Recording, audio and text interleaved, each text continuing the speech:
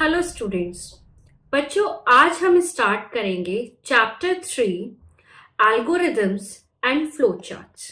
ठीक है बच्चों, एक नया टॉपिक है, मजा आएगा इसे करने में। चलिए स्टार्ट करते हैं।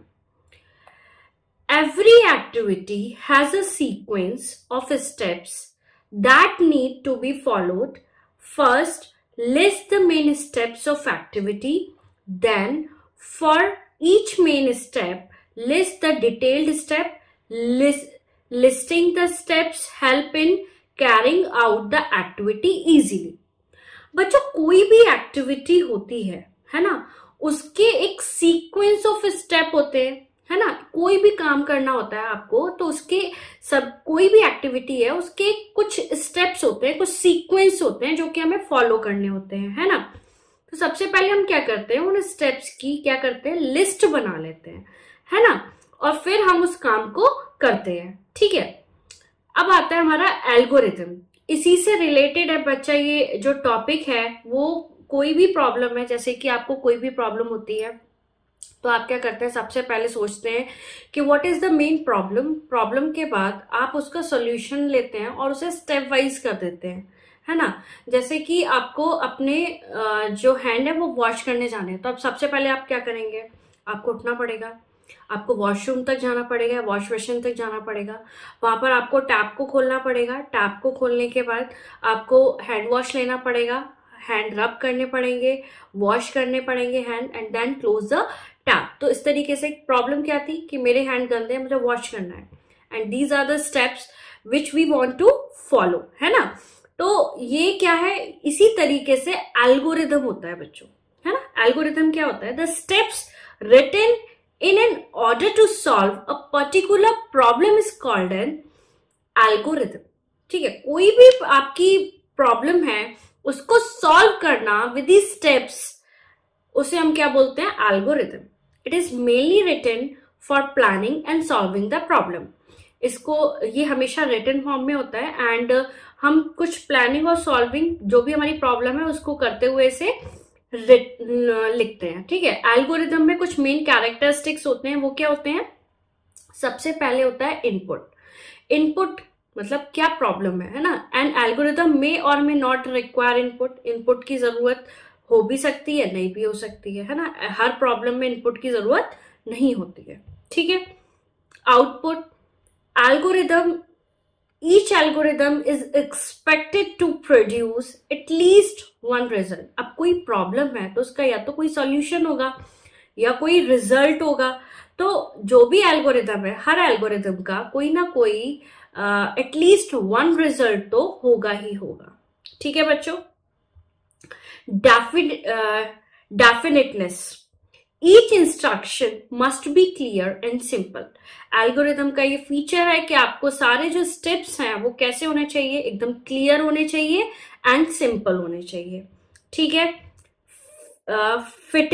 फिनाइटनेस। फिनाइटनेस क्या है, the algorithm should come to an end after finite number of step, यानी कि एट द एंड ऑफ आपको पता होने चाहिए कि कितने स्टेप्स हैं, डेफिनेट नंबर होने चाहिए, फिनाइट नंबर होने चाहिए at the end of the algorithm.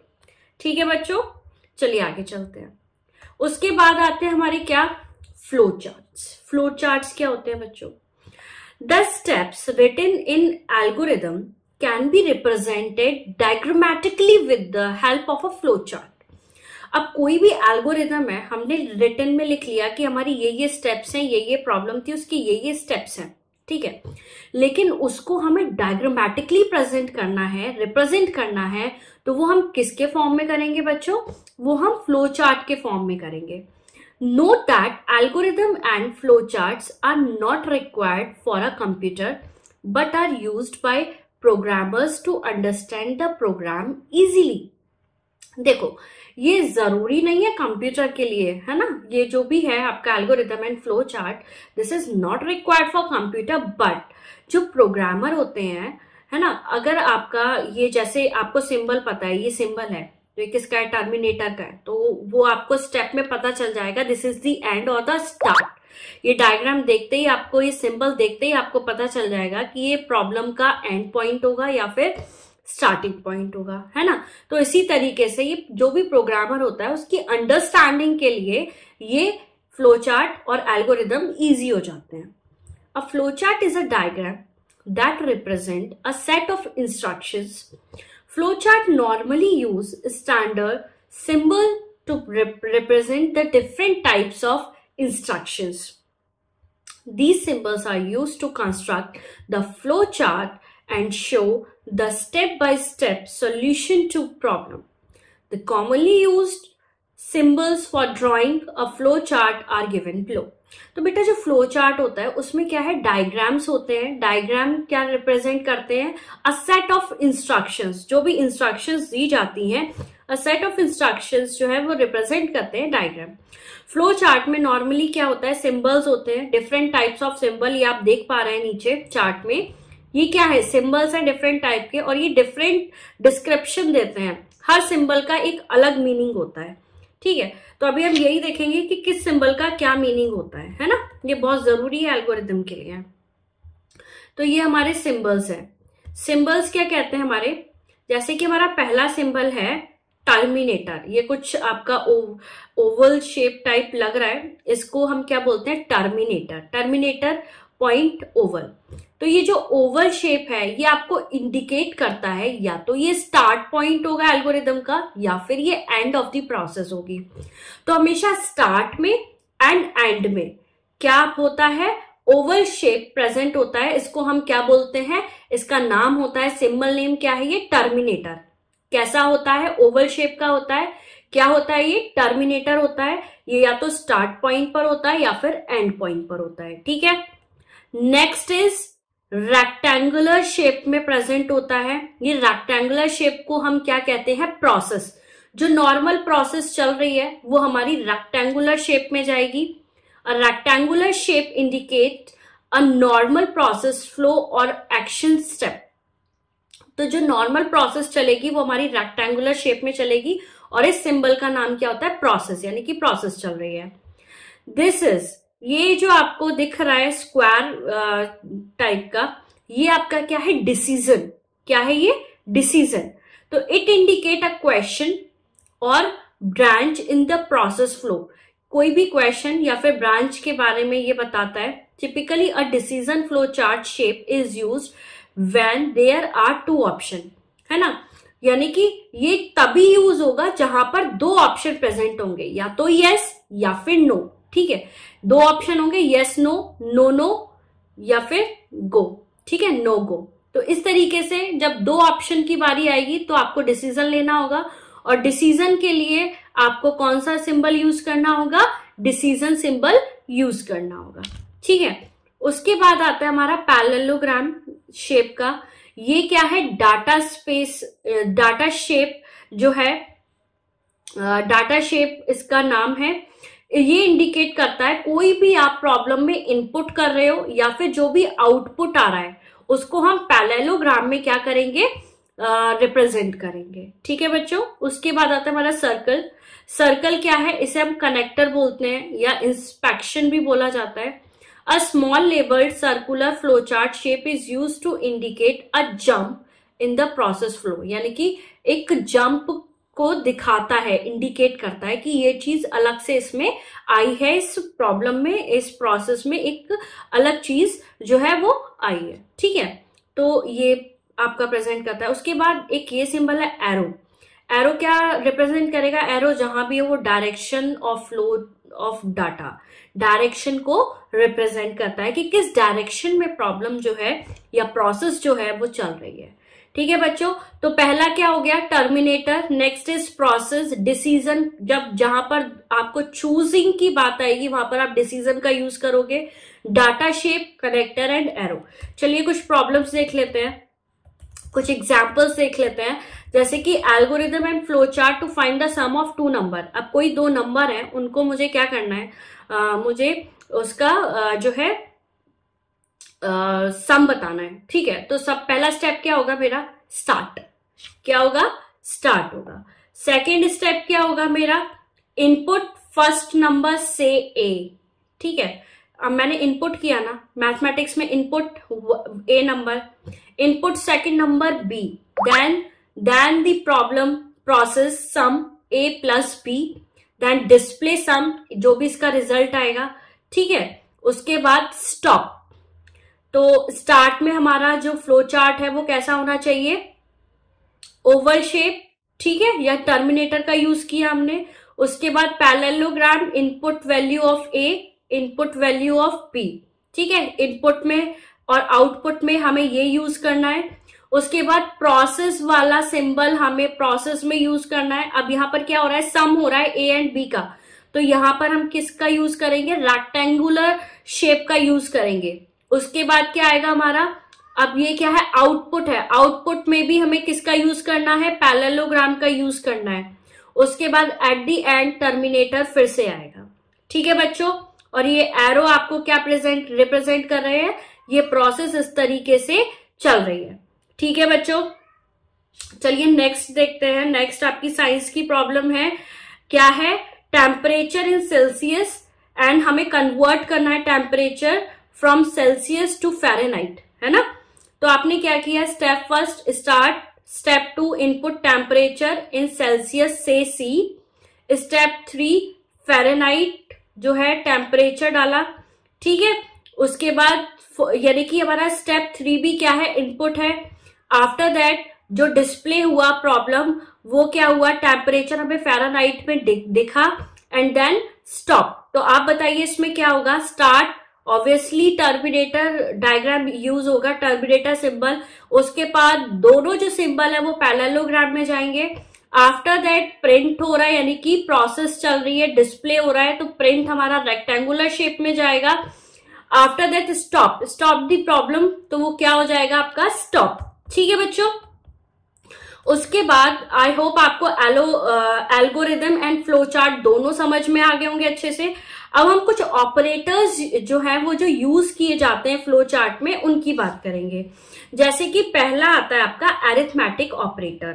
Arithmetic operators क्या होते हैं, बहुत इजी होते हैं बच्चों, आप बचपन से यूज करते आए हो। जैसे कि ये ऑपरेटर है प्लस, इसका मतलब क्या होता है, एडिशन।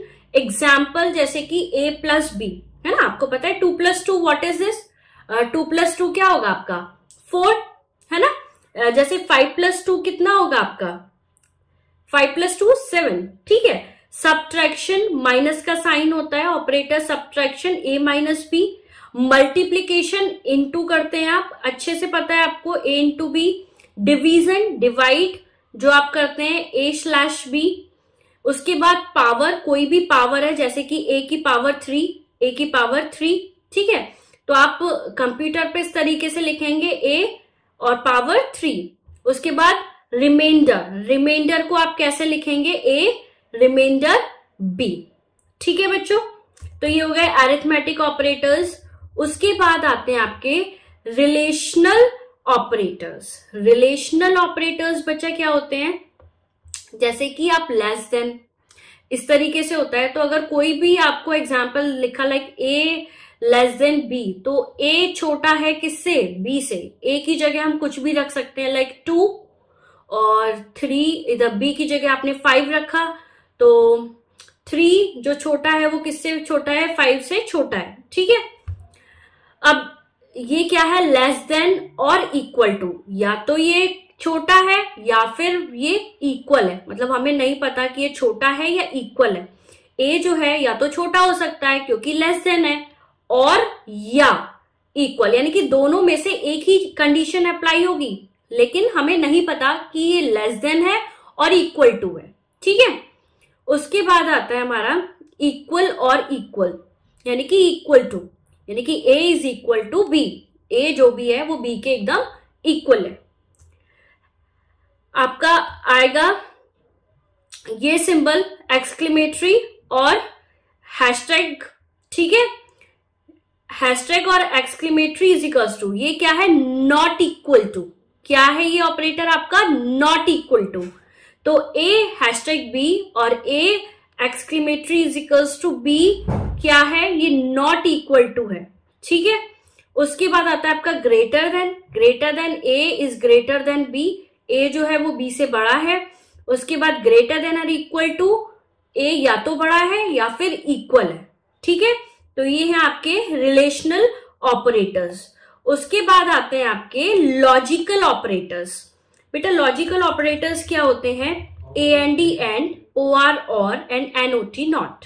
ठीक है, AND एंड का क्या मतलब है? AND एंड का मतलब है कि अगर किसी भी दो प्रॉब्लम में एंड लग जाता है बीच में तो रिजल्ट ट्रू होगा। कब? जब both A is lesser than B या फिर B is lesser than C, कोई भी कंडीशन हो इन दोनों में से रिजल्ट ट्रू होगा, और इन दोनों के अलावा कोई भी कंडीशन होगी तो रिजल्ट कैसा हो जाएगा आपका? फॉल्स हो जाएगा। ठीक है, यानी कि A is lesser than B and B is lesser than C, ये कंडीशन अप्लाई होगी तो रिजल्ट ट्रू है, अदरवाइज रिजल्ट क्या हो जाएगा आपका? फॉल्स हो जाएगा। ठीक है, और का और अगर लग जाता है इन कंडीशंस में तो क्या हो जाएगा? Result is true if either A is lesser than B और B is lesser than C are true, else false. यानी कि या तो ये होना चाहिए, यानी कि A is lesser than B either, या फिर B is lesser than C, इन दोनों में से एक भी कंडीशन होगी, then result is true, otherwise false. ठीक है बच्चों, not A is lesser than B, result true होगा अगर A लेसर देन B नहीं है ना, तो रिजल्ट ट्रू है, अदरवाइज फॉल्स है। ठीक है, A is lesser than B है तो फॉल्स है, अदरवाइज जो भी कंडीशन है वो ट्रू है, क्योंकि ये बोल रहा है not A is lesser than B, यानी कि सारी कंडीशंस पे केवल यही अप्लाई नहीं होता, A is lesser than B is not applicable, so result is true if this is false, ये फॉल्स होना चाहिए, तो सब सारी कंडीशंस क्या हो जाएंगी आपकी? ट्रू हो जाएंगी। आई होप बच्चों ये आपको समझ में आ गया होगा लॉजिकल ऑपरेटर। आपको ये जो पूरी एक्सरसाइज है अच्छे से करनी है बच्चों। इसमें कुछ फ्लो चार्ट है, जैसे कि मैचिंग है ना, तो ये मैचिंग है, जैसे कि ये है, ये क्या है? कनेक्टर है, हम सभी को पता है ना, डाटा शेप, डिसीजन, टर्मिनेटर, तो ये सभी आपको अपने जो है अपने आप ही करनी है पूरी एक्सरसाइज, तभी आपको पता चलेगा आपने कितना समझा पूरा चैप्टर। ये आपको बॉक्सेस करेक्ट करने हैं, है ना, इससे आपकी एक्सरसाइज भी हो जाएगी। चलिए बच्चों नेक्स्ट चैप्टर में मिलते हैं। Thank you.